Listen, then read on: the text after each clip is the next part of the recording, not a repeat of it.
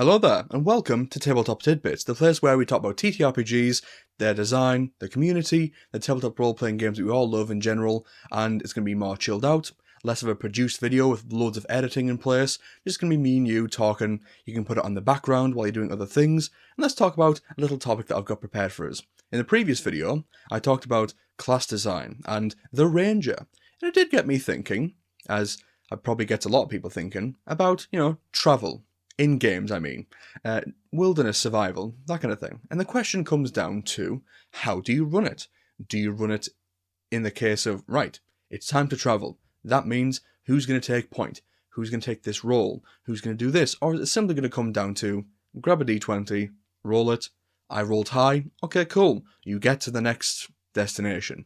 Maybe describe what happened along the way. Do you essentially fast travel? And this video is not going to just be about travel, even though I feel like it could carry a whole video, but it's going to be talking about gritty realism, or at least realism and mechanics in place for specific instances across the game. This will include things like, again, survival, but also things like carrying capacity. If you're playing a game with, arrows, ranged weapons, even guns, ammunition, do you track them? Do you use variant encumbrance in D&D? Do you use encumbrance at all? Do you just go, it's fine, just put it in your backpack, and if you're carrying like 50 great swords, we might have a problem, but otherwise then go for it. And this is the questions of gritty realism and whether they're fun, because it's 100% not cut and dry. There are so many people who really do enjoy the gritty, realistic, right, let's do a full rundown of survival. We're going to get from A to B. We're going to have to lay out what you do in terms of the downtime. Who's going to take watches? It's going to count as this many days, which means this many rolls. Also, the random encounters. Are they going to be random? Or are they prepared based on where you are on the map? Do you use things like actual maps and you chart your course along it? Is it a point of interest map? Is it hex crawling? All these different things come into play when you ask the question, how much am I going to make my players involve themselves in the sort of gritty realism of this game? Are they going to feel like they have to really use their wits to get from A to B? Is travel dangerous? Or is it just fast travel? Is that not the emphasis of the story? It's more about what the players do at the next destination in the dungeon than just getting to the dungeon. But as we've seen from the likes of Lord of the Rings, traveling isn't boring. If you make it not boring, it can be the main focus of an adventure. However, in the books and in the movies, while there is survival and walking going on with Frodo and Sam, there is also an epic plot happening alongside it, so can wilderness stand alone? Well, hopefully. And gritty realism in terms of travelling, that means stuff like, do you have your players track how much they've eaten?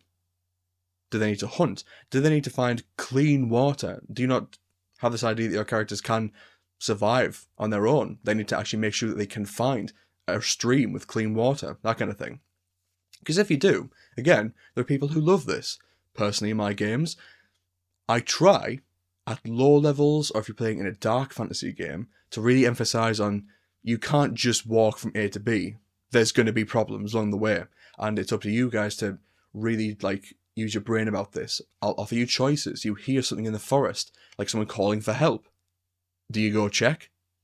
Or is that just a scam being put on by some bandits? That kind of thing. There's all sorts of things that can happen on the road to enrich the story. What your characters do along the way. Because you have to consider that along the way, if they can just long rest their way to victory, then what significant things happen on the road which changes or modifies their adventure? Is it going to leave a lasting impact on the world, on them, as they travel, and they're just trying to get from A to B? And these things can be very fun, but do you, along the way, go incredibly realistic? Is there a role for everything? Because we're using dice, we like to roll dice. But is your game one where it's like D&D, where you could just make some rolls and get there? But I've seen other games as well that really treat survival like its own, not just a mini game, because that has a fun sounding name to it. I've seen some survival systems for traveling, which just sound really complicated. And the creators extol the virtues of like, my survival system works like this, isn't that cool? And I'm sat there like, this sounds so exhausting. To have this level of like focus, like this person has this role, we do this happens, we have to consider this many like fatigue along the way. I don't know. Maybe it's because some people want a focus on adventures and that kind of thing, and some people want the focus on we are people in a fantasy world, but we are gonna have a bad time because the world of fantasy is one with fireballs and death magic, and therefore survival should be equally as scary because the world is filled with monsters and undead lurking in tombs we might cross by, all sorts. So gritty realism has its perks. It can bog down time in the session that people might just want to play. And this is one of these things where as you talk about it and I say like, is it good or bad? That's not for me to decide. It's for you to decide. It's for your your players to decide. You might pick up any game that has a robust survival system, and you might think, that's cool. I don't want to use it though, so I'll use the rest of the awesome mechanics in this game and leave that out. Some people might not like the mechanics in the game and squirrel away these gritty realism rules and put it in something like, a more rules-like game because they like it, they like the feel of it. And unfortunately, it's not something where we can say, right, this is the best way to approach this, because that's all opinion. It's all opinion. Do you like it? Do you not? Oh well. So that's survival. We can't really pin it down. Some people love, some people hate gritty realism, and people will argue to the end of the world. But while you're there, travelling, what about encumbrance? Are you going to be carrying all of your stuff? Does that affect how fast you move? Do you use variant encumbrance, and as you gain more and more in your packs, do you move slower? Do you attack less? Does it impact you? Survival, encumbrance. Do you really want to be tracking every single pound? Do you want to be tracking every single thing? Like, how much does a single arrow cost? Is that a consideration? Because if I shoot an arrow, I am 1/20th of a pound lighter, or whatever the weight of a quiver of 20 arrows is. I don't know. But these are all considerations. That's why things like bag of holdings exist. If you don't have, carrying stuff matter, then why have a bag of holding? And, well, to answer that question, if I have a bag of holding in my game, it's to remove the sort of minutiae of carrying stuff. I go, okay, if we're going to have a game where you guys are kind of just like, we're just playing it fast and light with whether you guys can actually carry all this stuff. So let's just give you a bag of holding. You can just carry a bunch of it, and we'll consider. You can't start going, okay, let's start putting whole crocodiles in there by the dozen. That we'll have to consider stuff then. But if we're just carrying trinkets, individual daggers that we found, is this one magical? We'll ask the wizard back at the town, that kind of thing. Then, yeah, bag of holding. Let's not worry about that portion of the game. But some people really like it. Some people like the fact that, the old versions of D&D, for example, where coins had, of course, like an effect on your XP, but also they had weight, and you have to consider, how much can I carry? Tensor's floating disc exists for the reasons of carrying loot out of the dungeon, so wizards can take part. Even if the barbarian, the strong people, start to feel a bit like, I wish I had a spell to be just as good. I just have to work out every single day. So there's all this, and encumbrance can get in the way of some people's fun. Some people just don't want to be sitting there and worrying about every single pound, but some people really do. Again, another opinionated sort of take that no one can bog down. And eventually I will answer what my thoughts are and like how maybe we can approach it in a different way at the end, but that's another question. I mentioned arrows. The weight of things, yeah. Do you track individual ammunition? When I designed Sanctum, for example, I had it so that if you have a quiver, then you can shoot a bow. And there's no tracking of ammunition. You can just shoot your bow, and at the end of the combat, it's assumed that you can pick up the arrows. And if your character is like, I received a comment saying like, I don't pick up all the arrows. Some might fly off a cliff. Some might hit the floor and break. These are all things that might happen to actual arrows. Okay, fair one. In that case, your characters make some more. If they're equipped with a bow, then they can fashion, fix until they get to a town and maybe buy more. That's fine. That's a good sort of cop-out so that we don't have to track each individual arrow, because how many people do that? And the people that do, fair one. I'm not saying there's anything bad with that, but I definitely don't. And I think if a DM said to me, we're tracking like arrow or like ammunition cost, I would be a melee character, so I didn't have to consider all that, because goddamn, I don't want to be tracking every single bullet. So let's consider a game that does do this, and I'm fully willing to talk in a more negative light about this, because in general I'm not that much of a fan of the game. And that is the Fallout TTRPG by Modifius. And for people that don't know me, or people that don't know this, I'm a massive fan of Fallout. So this isn't one of these things where it's like, I'm a massive fan of Star Wars, therefore if they don't make perfection with every single movie, I'm going to hate it. It's not like that. It's just that, like, from a fan of Fallout and TTRPGs, there's a lot of minutia in there. And that might be some people's bag, but the general consensus I've seen, and I'm a massive agreement. I'm in a massive agreement. I can't speak today. I agree with this. Is that there's so much tracking of individual stuff. All these different weapons, like in the game, when your character like loots a body and they just, left click or press E, I forget what it is, or press the A button or the X button. I'm trying to think of all the consoles. When you click to collect the item, then the ammo is squirreled away, and then you could check it in your inventory and go, oh, okay, I've got like 801 10mm rounds. Cool. I've got 2,450.45mm rounds. But no one's ever sat there like, okay, yeah, cool. So, do I want all that though if I had a TTRPG? If I didn't have a computer doing that for me, will that be fun? Well, play the Fallout RPG and find out, because if you find a body, you have to roll to see, okay, does it have ammo on? And if it does, what kind of ammo? Because you might sit there and be like, okay, I have a rifle that needs .308 rounds, and I've found nothing but like railway spikes, 10mm rounds, 0.45 rounds, and you sat there like, I need the bullet to my gun.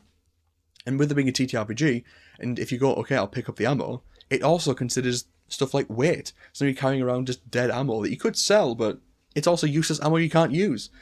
And if you compare this, where there's all this minutia, of course, there's stuff like mods for your guns as well, which in the game, of course, you can do that as well, but then in a TTRPG, okay, the computer's not doing this, it's me that has to consider all these different upgrades and all the different attachments, blah, blah, blah, and people have tried to mod it in the past, and I think it's also an issue that, as I talk a bit negatively on that design, is that I'm also not a fan of the whole patented Modifius 2D20 design, which might sound mean, but I'm sorry, of all the games that I've played, I'm just not a fan of the fairly complex nature of some parts of just the basic dice system of combining all these parts, and then 2D20, I don't know that, and I can't even remember it in my head how it specifically works, because I think my brain's trying to eject that information away.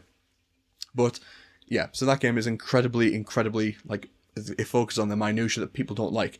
If you compare that to the likes of another apocalypse-based game, like Apocalypse World, which I'm actually not that knowledgeable on how that works there. However, I do know that DM Scotty, who made Easy D6, this game, he also made and for the life of me, off the top of my head, I can't remember what it's called. He made a apocalypse sort of survival game, or at least an apocalypse adventure game. Post-apocalypse, I should say. If you say apocalypse, you might think Morgbog, but like a post-apocalyptic Mad Max style sort of shtick where people have these all sort of weird, quirky characters where you collect salvage and what have you, except because it's Easy D6, he doesn't want to have you tracking all these different bullets and all the minutiae and all the stuff you might have to craft stuff, so instead, you just have, like, salvage and supplies as the things that you have in your inventory, and you have a number of these supplies and that kind of thing. And one thing that you have is the idea that a part of your supplies is your ammunition. And when you finish a fight, you have to roll to see, did you expend a use of the supplies? And if you did, you mark off 1, and that's it. There's no tracking of individual ammunition. There's no tracking of the different kinds of ammunition. There's no incredibly gritty attention to detail, otherwise you die, that you might be used to if you played the Walking Dead game, where you have to specify everything, otherwise it didn't happen. So different games go for a wildly different approach. Even in apocalyptic survival sort of scenarios, that game does not consider the minutiae of different kinds of ammunition and the different ammunition I have. It's all just measured in supplies. So the question is, which of these do you prefer? Now, for me, survival, encumbrance, tracking of ammunition, all these things come together, which I consider to be the parts of the game that divide the room the most. Of course, there's classes and there's mechanics and spells that you might have different opinions on. Do I use mana? Do I use spell slots? Do I use none? Which game do I like? But gritty realism and focusing on the minutiae of each of these mechanics, I'm not a massive fan of. As you might have realised by me saying that in Sanctum, you don't track ammunition. In Sanctum, you don't track ammunition. In Survival, however, it's more of a mini-game. It's not like we have to track each space, or like it's more of a case of when you travel this far, you have to make a roll, and you have to choose how difficult of the roll it will be, and based on the difficulty, you might get a greater reward, or a much more hard fight. So you either go for a more easy travel, you follow the main road, or you go off the beaten track and make your own choice, your own part of whether you're going to have a harder time, which is a key component of Sanctum. You make your own adventure, you make your own risk, and when you risk, you might get a greater reward. That's a core part of Sanctum.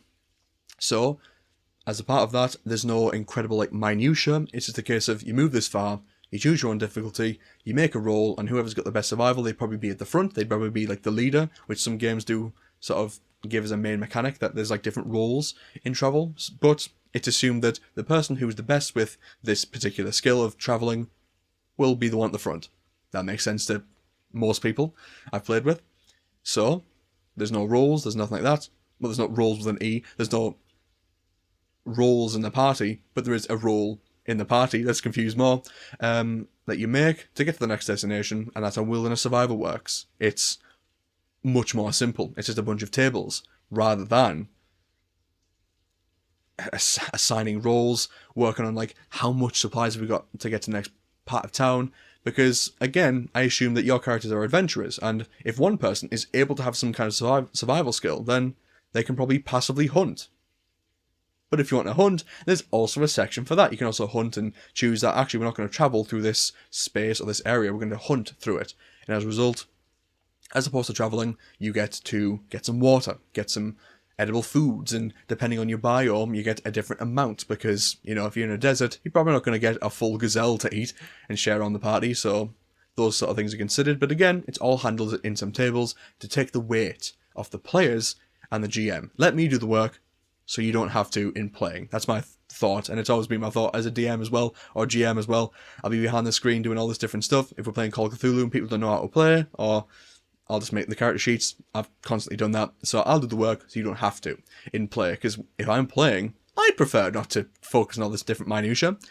And that is survival, that is tracking of ammunition, and carrying stuff.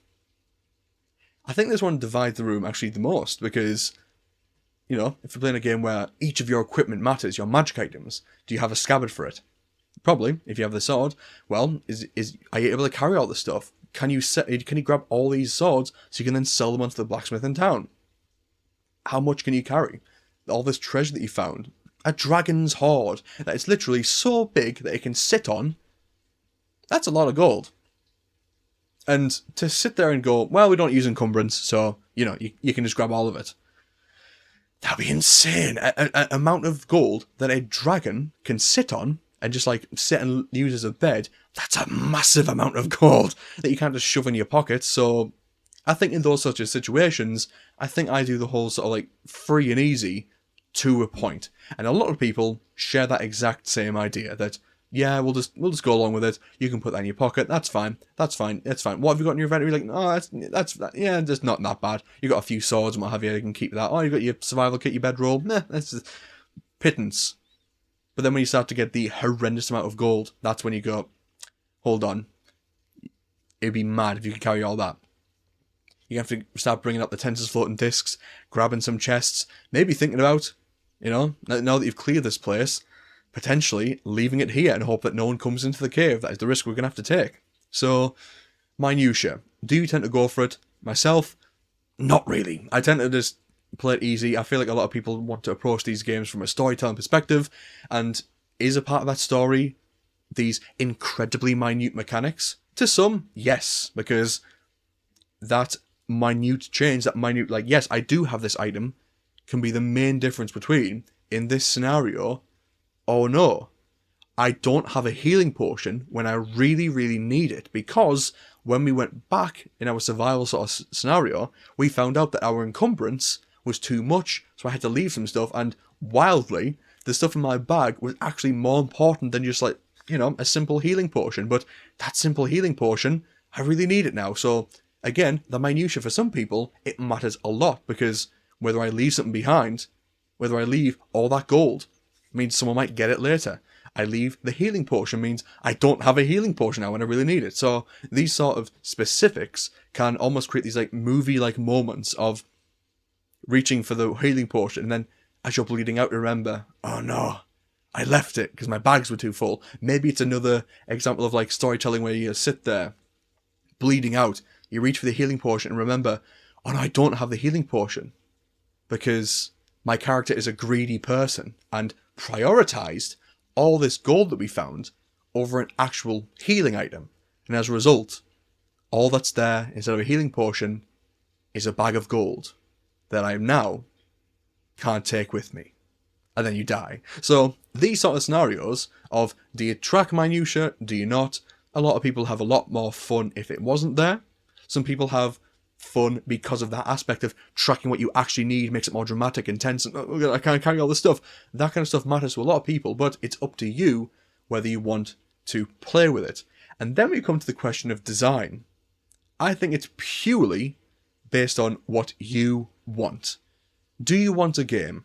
Do you want to create a game where you worry about the minutiae? Do you want to work it so that people can have a very simple time with tables and they can just run down and have a fun old time doing the random rolls of the tables?